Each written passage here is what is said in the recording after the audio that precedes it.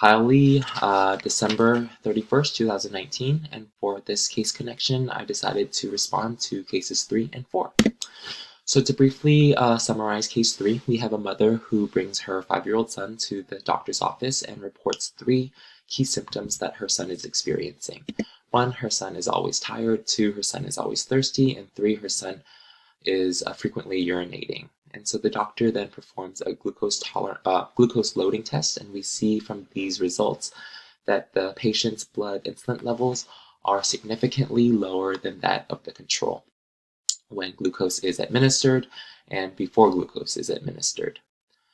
So what does this information suggest about our underlying biochemical basis for the patient's symptoms?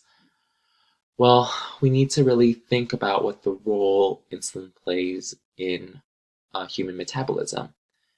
And so the pancreas then is the major hormone that is responsible for producing insulin and releasing insulin into the bloodstream. And so when blood glucose levels are elevated, that would signal the pancreas to release insulin into the circulatory system. But in our case, we see that the boy's blood insulin levels are low in both the fed and the fasted state. So what does that mean?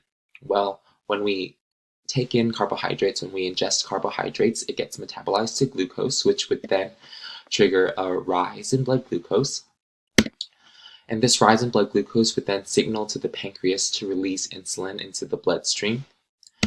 And that insulin will then signal insulin-dependent tissues, such as our muscle cells, to perform glycolysis or to activate glycolysis. But in our case, we know that there's something going on with insulin production or insulin release. So the pancreas is not being able to do this, which would then inhibit glycolysis in muscle cells. And because of this, coupled with the patient's young age and also the mom's reported symptoms, and I would suspect that the patient is a type 1 diabetic, otherwise known as insulin dependent diabetes.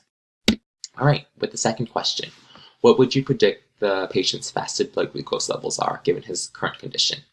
And I said that his fasted blood glucose would be higher than that of the normal range, and this statement is really supported by figure 19.7 in our textbook. So what we notice in this figure is that yes, the diabetic has an elevated blood glucose level compared to the normal or the non-diabetic.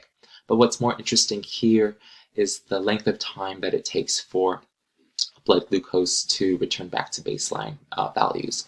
And so with the non-diabetic, we see that within 2 hours, his or her blood glucose would return back to his baseline values, versus the diabetic, we see that after glucose is ingested, it takes 3 hours or even longer for glucose levels to return to his or her baseline values. And so with that, it indicates with our patient that he is experiencing hyperglycemia at all times in both the fed and the fasted state. All right, with the last question, list 2 regulatory enzymes that are likely to be active in this individual's current conditions. And for this question, I had to think about week 4's lecture presentations.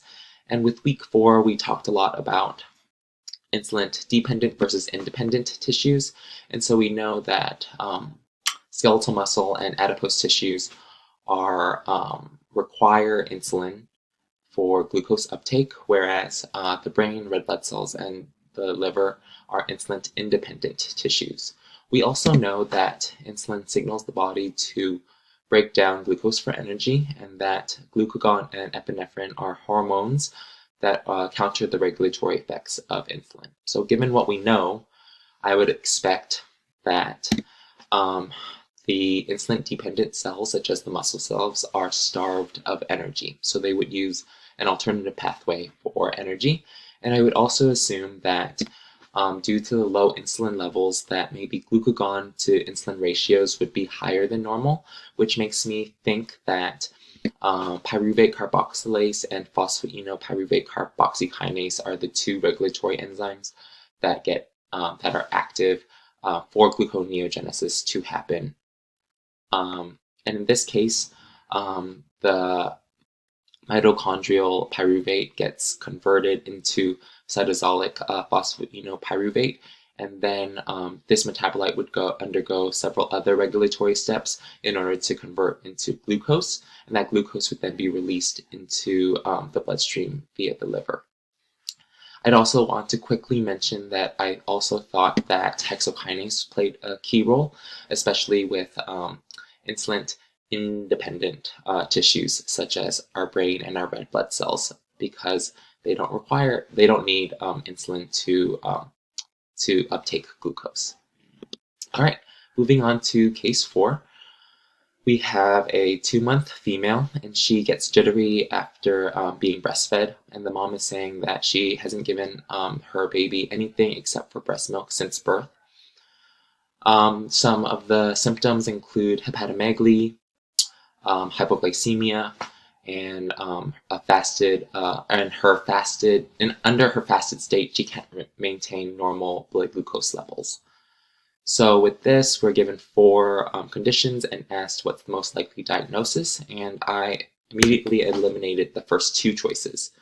So it can't be choice A, hereditary fructose intolerance, because the mom has reported that she has only been giving her baby breast milk, and we know that milk is a derivative of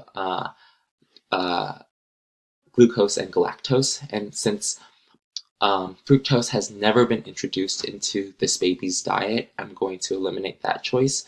And with galactosemia, this is a disorder that affects the body's ability to metabolize galactose, which would then, if galactosemia were the case, it would lead to a buildup in galactose 1-phosphate, and that's really toxic in our bodies. And if it's left untreated, it could be fatal and lead to death. And in our case, we don't see any symptoms of fatigue or vomiting, so that makes me eliminate that case. And I'd also like to mention that galactosemia is one of those conditions that gets diagnosed really early on in the newborn screening process, so I would expect that if this baby were suffering from choice B, that it would have already been detected the first few weeks after birth.